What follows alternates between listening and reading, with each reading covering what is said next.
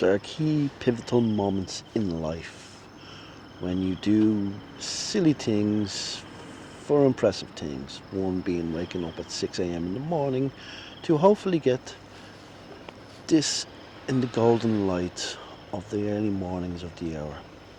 So hopefully we will get this video, get this photo, get this drone footage, and it will be epic and it'll be worth it. Because I don't know if I'll ever be back here ever again in my life. Now I do love Thailand, and the north is shown to have like so many impressive things. It may be possible, but who knows? So when you get the opportunity, wake up early and do the things that will become a pivotal moment in your life. Because when we visited Angkor Wat, we went there, we tried for a sunrise. It wasn't nice, it wasn't the best, but we tried. And there was many people there you could see, and it was Christmas Day, out first thing in the morning, trying to get sunrise at a special place to make a magical moment to remember. Make sure to get out there and make pivotal, make good moments in your life. So let's see what happens this morning. Day 2, and we start off at the White Temple. We were lucky enough to get a hotel close enough called the Life Hotel. You should check it out. It was extremely cheap and it was right next to it. You could walk to it within 2 minutes. Absolutely stunning location. The White Temple, if you've never been or never heard of it, it's an amazing temple. It's unlike any other temple you have seen in Thailand. It is definitely worth visiting. 100% if you're in Chiang Rai. As you'll see, it is immaculate white and it has so much details. It is very popular. Lots of crowds get there. We got there first thing in the morning. We were second in the queue. We got in, we rushed past everyone else. And enjoy.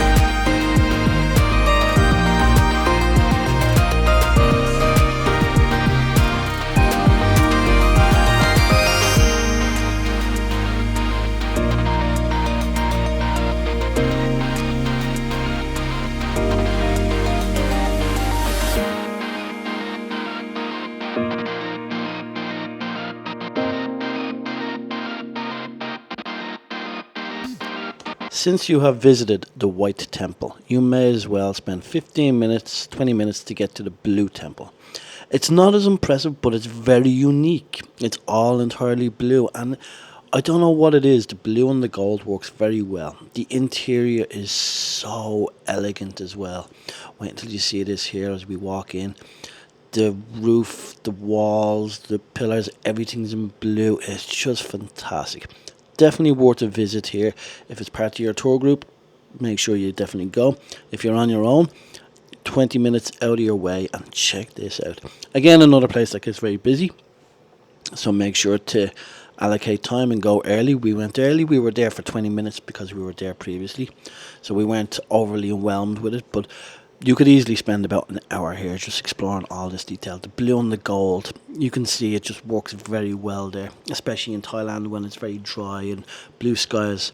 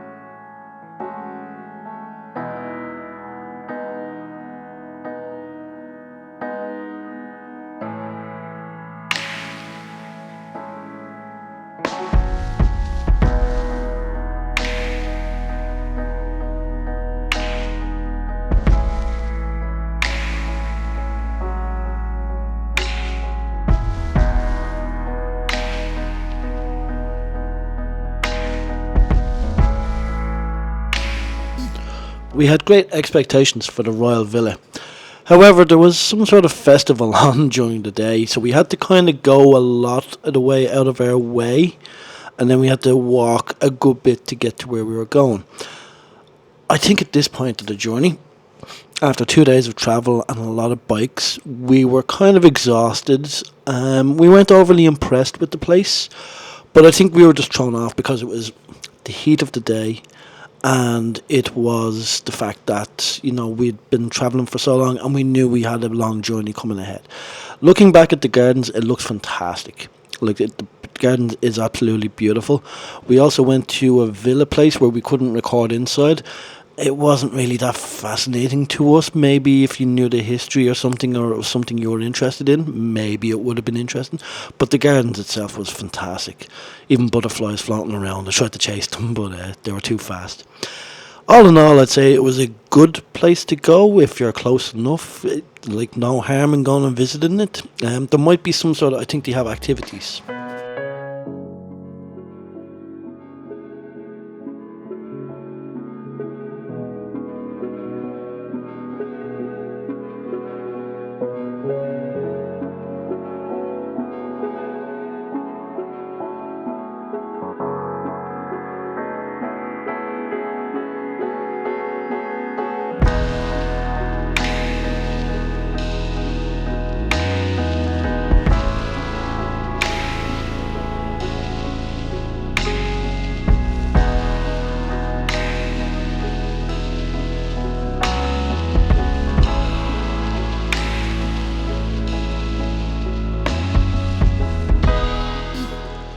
As I said on the last time, we were kind of getting exhausted by this point.